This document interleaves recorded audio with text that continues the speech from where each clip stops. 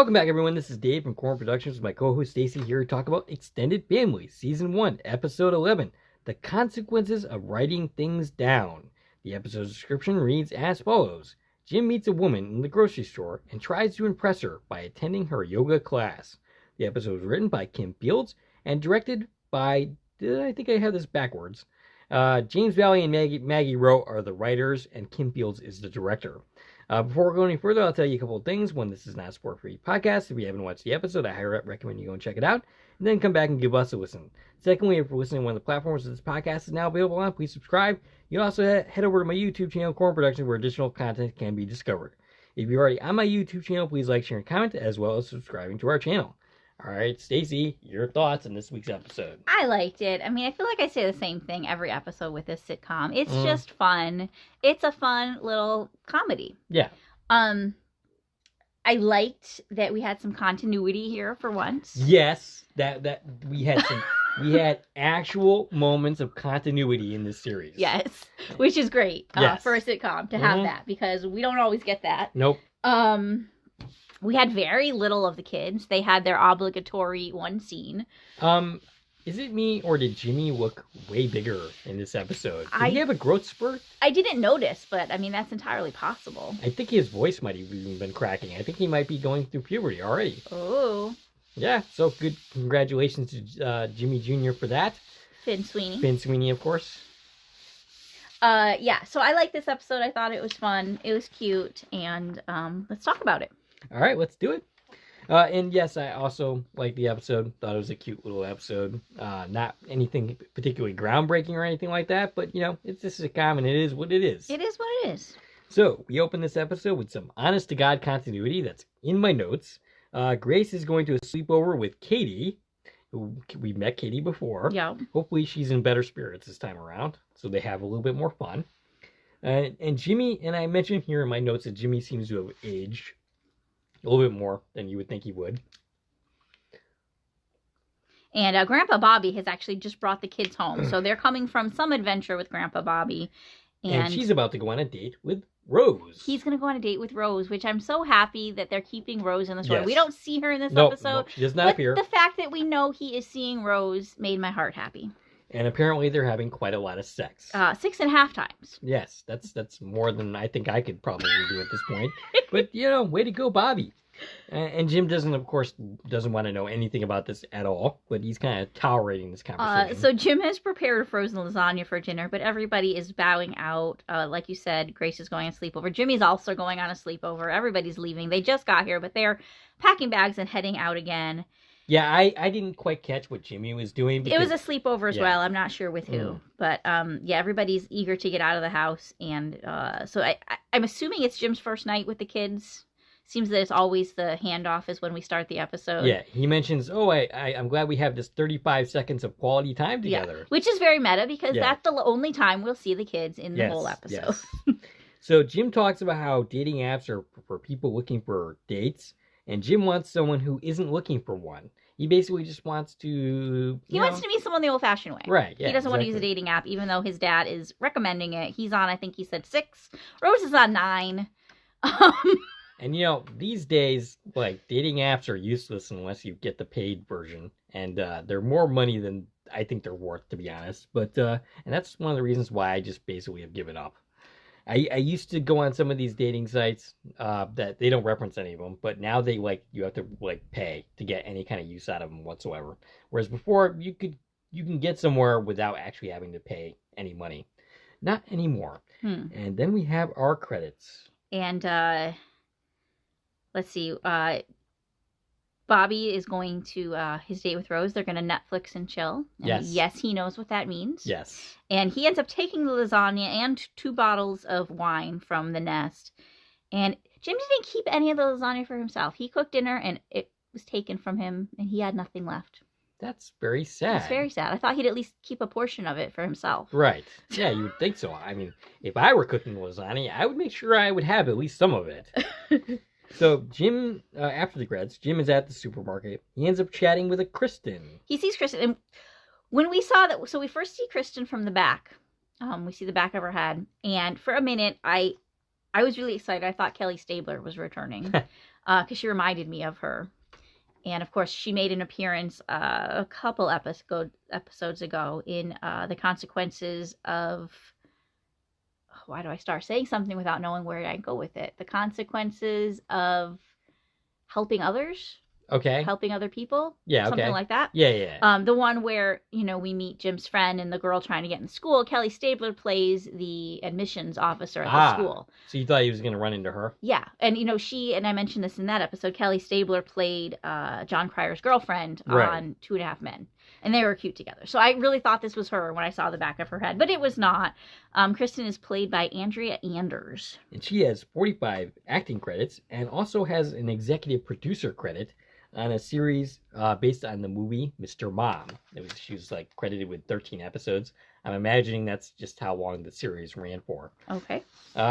She invites him to yoga after some comic back and forth, and he eventually ends up agreeing to it. He also ends up basically exaggerating how well he does this it. is how interview styles are used in this episode. Yes. We get this constant quick back and forth between seeing this conversation play out in the grocery store and Jim telling us about the conversation in the interview format. Right. Basically telling us, telling the camera, yeah, I lied, but I didn't lie. I never actually said a lie. Right. I just, said things that would imply that she's, that basically he's a great yogi, is what we got out of this. And still that would tend to be, a lie. It's a lie. Yes. Yeah. But he didn't literally say it in words. Right. It's still a lie.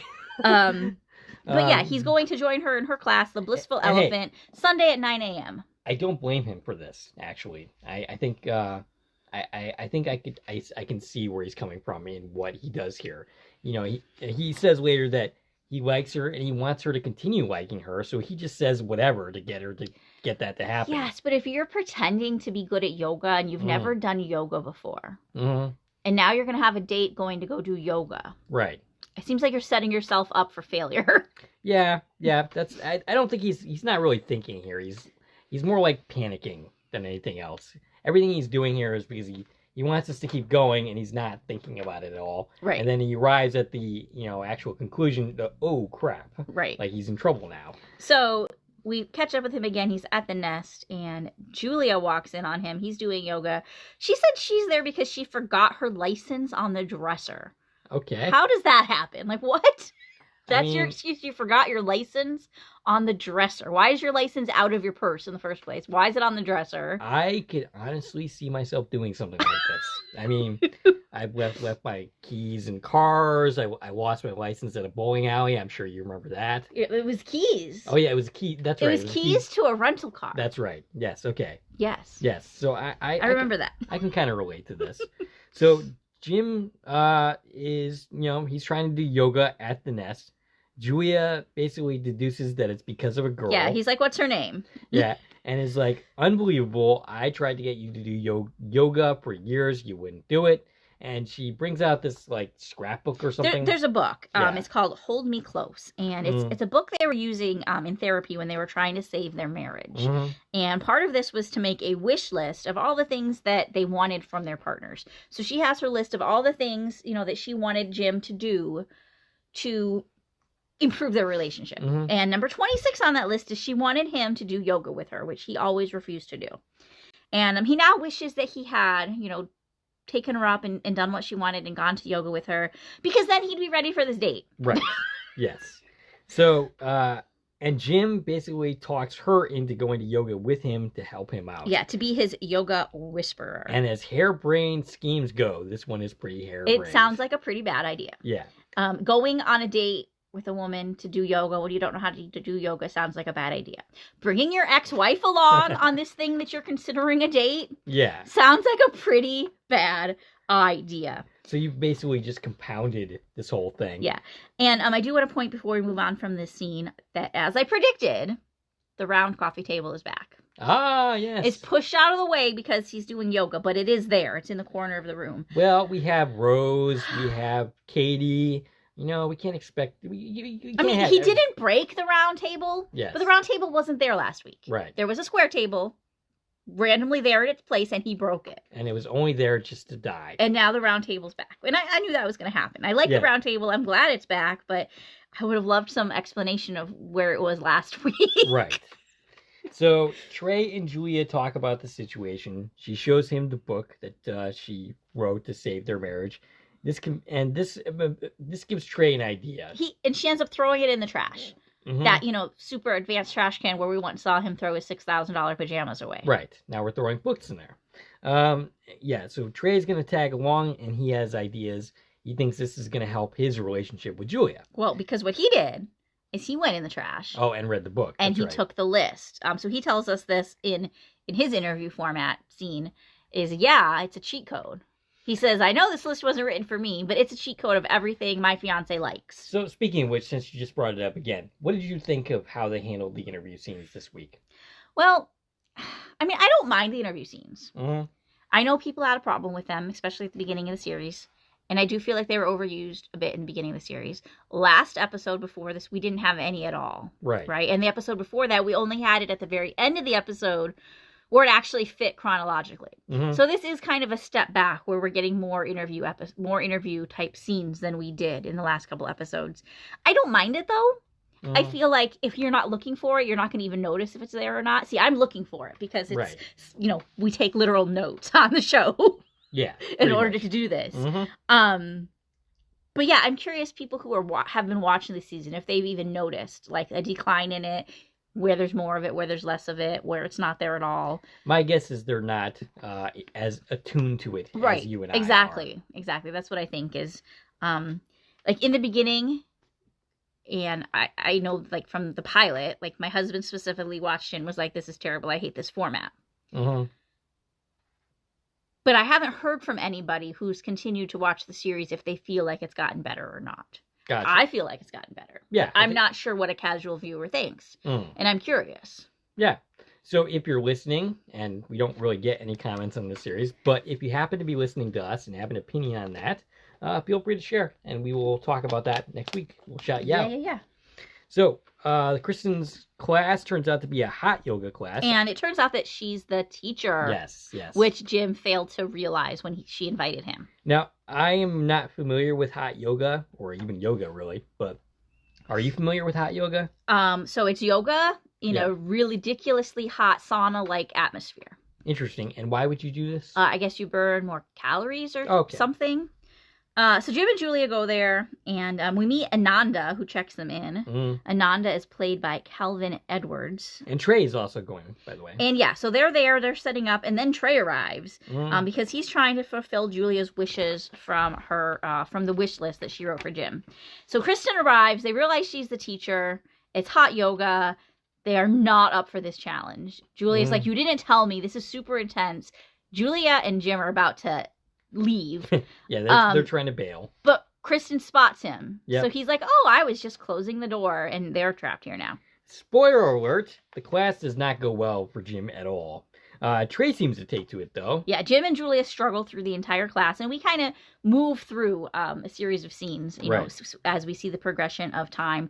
And we do have one other character that gets credited in this episode, the character of Tony Ann. That's one of the other students in the class. She is played by Charlene May Prunier. Yep. And I'm pretty sure that is the woman that is seated to the right of Trey, because she does, she repeats one of Kristen's mantras at one point. So I'm assuming that's who the credit's given to. And she's actually in our thumbnail. She's the woman seated right next to Trey. Gotcha. So yeah, we proceed through the class. And Trey is continually trying to do these things, checking off on the list. So he's telling us, telling the camera, number this, I'm going to volunteer more, number this. And he's doing all of these things. And but we can see, watching the scene, is that Julia is starting to get jealous. Yes. Because Trey is showing off for Kristen, and Kristen's giving Trey a lot of attention. Mm-hmm. So Trey and Kristen are having this great class. Yep. And Julia and Jim are not. Yeah, they are failing so every step of the way. Everyone in the class seems to be keeping up except for them. I thought Julia was good at this. Yeah. I mean, she was here to help him, and she can't do it either. Right. Maybe she just can't do hot yoga. Yeah. This does not seem to really help Jim with Kristen at all. He tries to get her afterwards to go with him for coffee and gets shot down. Yeah, she's like, I don't drink coffee. And Kristen apologized to him for not warning him and how intense the class was. As in, yeah, I noticed how much you don't do yoga. Right. Like, she knows he was lying at this point. And Jim and Juliet go to the nest. Yep. They're drinking literally gallons of water. And this was a very hard workout for them. And Julia expresses angriness about Trey's behavior, about how he was flirting with Kristen. And she basically has this entire argument with Jim. With Trey. Yeah, with Trey, basically. It's an argument with Jim about Trey, but not So she's Jim. having an argument in her head, and she's expressing it verbally to Jim. This argument she's having with Trey in her head, but Trey's not here. Now, and she points out how she likes to, get ready for an argument by playing the whole thing out in her head. Yeah. And Jim's like, oh, this makes sense. Like, now I feel like I was always coming into the middle of a fight. Now, it's funny because I do this. Like, I will have arguments to this extent in my head. Yeah, not out loud. I can relate to what she's doing here, absolutely. Playing out whole...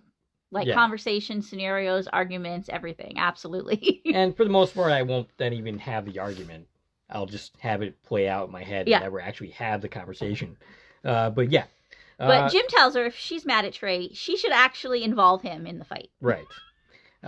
Julia says that she wishes that... Oh, yeah. So Jim is relieved and thinks that Trey should have a bad day like the rest of them. Yeah. And Julia says she wishes Jim had the same confidence that when he first got with her. He says he was young and dumb and had nothing to lose. And she says, well, you're old, dumb, and have nothing to lose now. I don't even know if she says dumb, but... Yeah, that's what she said. But is what she says? That is what she said. Basically, she's telling him, go try again with Kristen. Go work it out. So she's going to go fight with Trey, and Jim's going to go talk to Kristen. Right.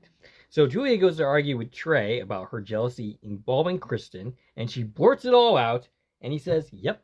I was showing off, but I was not showing off for Kristen. I was showing off for you. And basically, the whole argument is resolved. Yeah, he admits that he read the list, and that's why he was doing all of these things. And you know what? I feel like she should have gotten upset by this. Yeah. She should have been upset that he violated her privacy, took something she threw away out of the trash, read this. Yeah. Her, personal thoughts that had nothing to do with him. This list was not about him. Right. It was about her marriage years ago. Right. I feel like she should have been kind of upset at him reading that, but she just thinks it's really romantic because he tells her that, your wishes don't belong in the trash. Ah, yes, very cute. Yeah, so they make up. Smooth Mr. Trey. They make up, and neither of them are upset anymore. Right.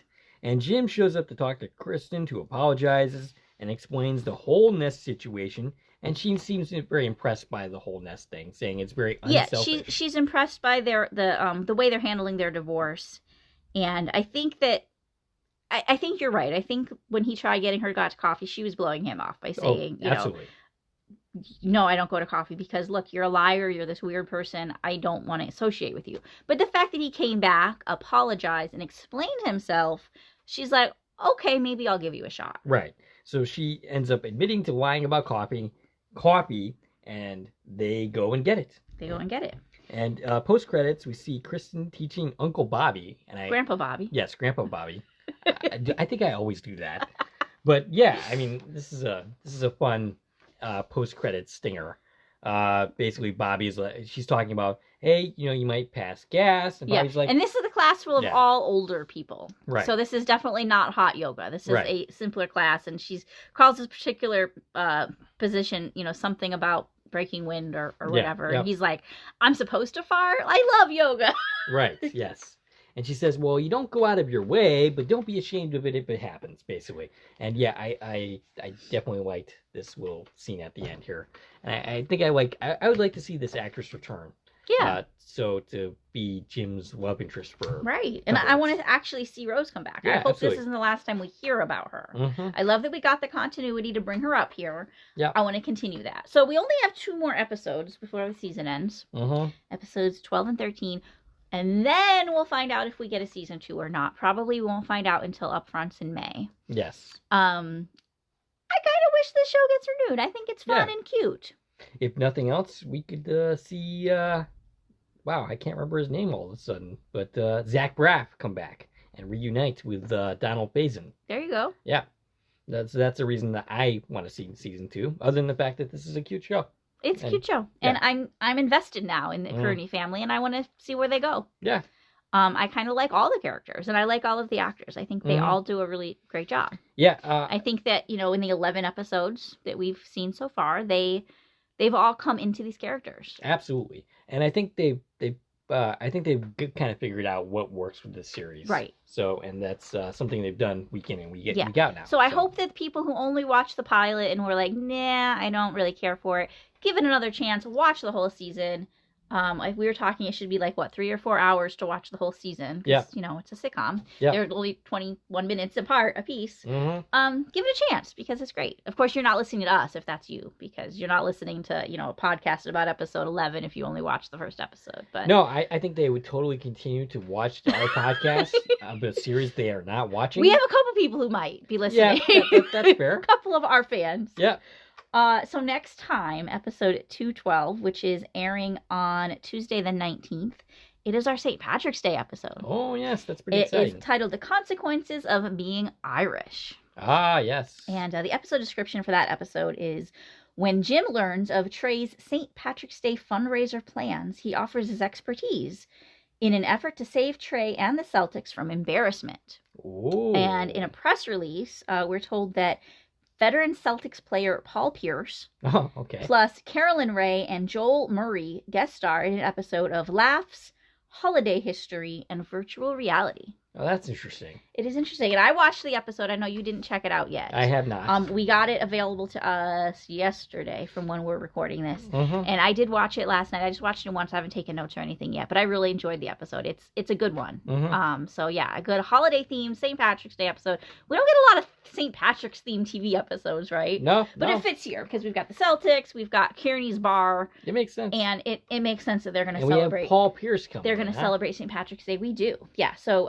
basically, like, what you got from that is we're going to have a Celtics party for St. Patrick's Day. Good deal. And Jim and Trey are going to work together. Yeah, and that brings some interesting stuff to the table. Well, I mean, without even seeing the episode, I'm already excited about that because I've said all along throughout the entire season that Jim and Trey have some pretty great chemistry together. Yeah. And they are going to kind of explore that concept in the next episode. Okay. So make sure you check that one out. Again, it's airing on Tuesday the 19th at 8:30 p.m. on NBC, streaming the next day on Peacock. And then there's only one more episode after that, the season finale, which I don't have any details on yet, but I'm excited for it. I bet it ends on a cliffhanger. Like Jim will be literally hanging from the cliff. It's possible. Yes. It's possible. All right. Well, anything else to say? That's all I've got for this one. All right. We'd like to hear from you. What did you think of the episode? What did you think of the podcast? Stacie can be reached at? I can reach on Twitter, X, Instagram, and Threads at TVN Coupon Talk. If you like this video and want to support the channel, there are a number of ways to do so. You can join me on You can join one of my Corn Productions Facebook pages. You can follow me on Twitter at Corn Productions. You can buy something from the Corn Productions store on Zazzle. You can buy me a coffee, which is a way to support content creators such as ourselves. You can join the Corn Productions membership, which is a new way to support content creators such as ourselves. I'm too many words there. Yeah, I think you need to work on that a little bit. Yeah, I mean, sometimes I get it right, sometimes I don't. You can also like, share, and comment on this video, as well as subscribing to our channel. This is Dave and Stacie from Corn Productions, signing off.